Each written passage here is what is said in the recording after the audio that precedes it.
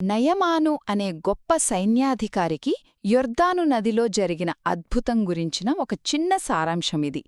ఎంతో అధికారంలో ఉండి కూడా ఒక భయంకరమైన చర్మవ్యాధితో బాధపడుతున్న వ్యక్తి కేవలం ఒక నదిలో స్నానం చేయడం వల్ల ఎలా కోలుకున్నాడో, ఆ ఒక్క సంఘటన అతని జీవితాన్ని ఎలా మార్చేసిందో మనమిప్పుడు చూద్దాం.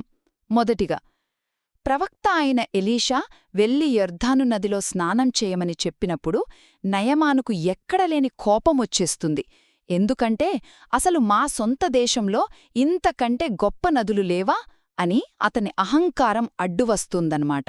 రెండవది, తన సేవకులు కొంచెం నచ్చచెప్పడంతో ఎలాగోలా ఆ కోపాన్ని పక్కనపెట్టి యొర్దాను నదిలోకి వెళ్లి 7 సార్లు మునిగి స్నానం చేస్తాడు.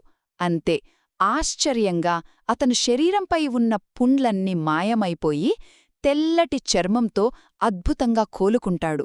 ఇక చివరిగా, ఎంతో సంతోషంతో నయమాను విలువైన బహుమతులు ఇవ్వబోతే ప్రవక్త ఎలీషా వాటిని వద్దని సున్నితంగా తిరస్కరిస్తాడు.